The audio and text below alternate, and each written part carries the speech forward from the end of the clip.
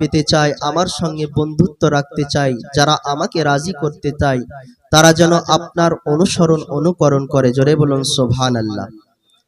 বেরাদাইনে মিল্লাতে ইসলামিয়া, তাহলে আমরা কোরআনের আয়াত দ্বারা বুঝতে পারলাম যে আমরা যদি আল্লাহকে বন্ধু বানাতে চাই, আল্লাহকে রাজি করতে চাই, সর্বপ্রথম আমাদেরকে কি করতে হবে? রাসূলুল্লাহকে রাজি করতে হবে। জোরে বলুন সুবহানাল্লাহ।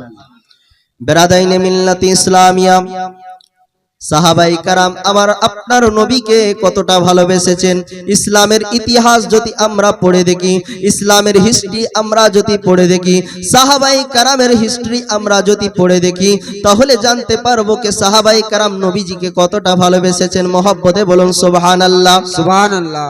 এই জন্য আল্লামা ইকবাল বলতে আছেন কি মোহাম্মদ সে ওফা তूने तो हम तेरे हैं, কি মোহাম্মদ সে ওফা तूने तो हम तेरे हैं, ये जहां चीज है क्या लहू कलम तेरे है। मोहम्मद की मोहब्बत दीन हक के शर्त अव्वल है, इसी में है अगर खामी तो सब कुछ बेमुकम्मल है। जोरे बोलুন সুবহানাল্লাহ। যদি নবী মুস্তাফার মহব্বতের মধ্যেই কমতি থাকে, আপনি যতই নামাজ পড়ুন, হজ করুন, যাকাত দেন, কিছুই আল্লাহর দরবারে কবুল হবে না। কারণ আল্লাহ পাক রব্বুল ইজ্জাত ইমানি বৃক্ষের জড় করেছেন আমার নবী মুস্তাফাকে। জোরে বলুন সুবহানাল্লাহ। কোন গাছকে আপনি আমি যদি গাছের শাখা প্রশাখাকে কেটে ফেলি, সেই গাছটি কিন্তু মরবে না। সেই গাছের যদি আমরা মূলটাকে, জড়টাকে কেটে ফেলি, তাহলে গাছটি মরে যাবে।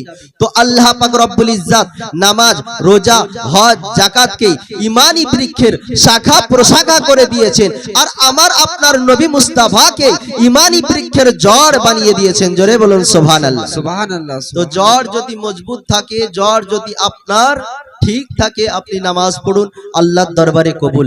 আপনি রোজা রাখুন, আল্লাহর দরবারে কবুল। আপনি হজ করুন, আল্লাহর দরবারে কবুল। আপনি যাকাত দেন, আল্লাহর দরবারে কবুল। প্রত্যেকটি আমল রাসূলের মহব্বতে যদি আপনি আমি করতে পারি, তো স্বয়ং আল্লাহ পাক রব্বুল ইজ্জাত কবুল ও মাকবুল করে নেবেন। জোরে বলুন সুবহানাল্লাহ। এ বেরাদাইনে মিল্লাতে ইসলামিয়া, আমার আপনার নবীকে সাহাবায়ে কেরাম কেমন ভালোবেসেছেন। হযরতে উমর ফারুক রাদিয়াল্লাহু তাআলা আনহু নবী মুস্তাফার দরবারে হাজির হয়ে বলতে আছেন, ইয়া রাসূলুল্লাহ, ইয়া হাবিবাল্লাহ, নবী গো, ফিদাকা আবি উম্মি, ইয়া রাসূলুল্লাহ, ইয়া হাবিবাল্লাহ, নবী গো, আমার পিতামাতা আপনার পদতলে কুরবান হয়ে যাক।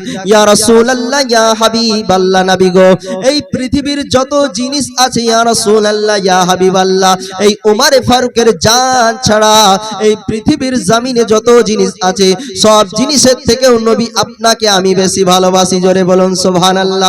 আমার আপনার নবী বলতে আছেন, ওমরে ফারুক কেউ অতক্ষণ পর্যন্ত পুরোপুরি মুমিন হতে পারে না, কামিলে মুমিন হতে পারে না, যতক্ষণ পর্যন্ত নিজের জানের থেকেও আমাকে না ভালোবাসবে, অতক্ষণ পর্যন্ত কেউ পুরোপুরি মুমিন হতে পারে না। তো হযরতে উমরে ফারুক রাদিয়াল্লাহু তাআলা আনহু বলেন, ইয়া রাসূলুল্লাহ, ইয়া হাবিবাল্লাহ, নবী গো, আজ থেকে উমরে ফারুক নিজের জানের থেকেও আপনাকে আমি ভালোবাসি। জোরে বলুন সুবহানাল্লাহ। আমার আপনার নবী বলতে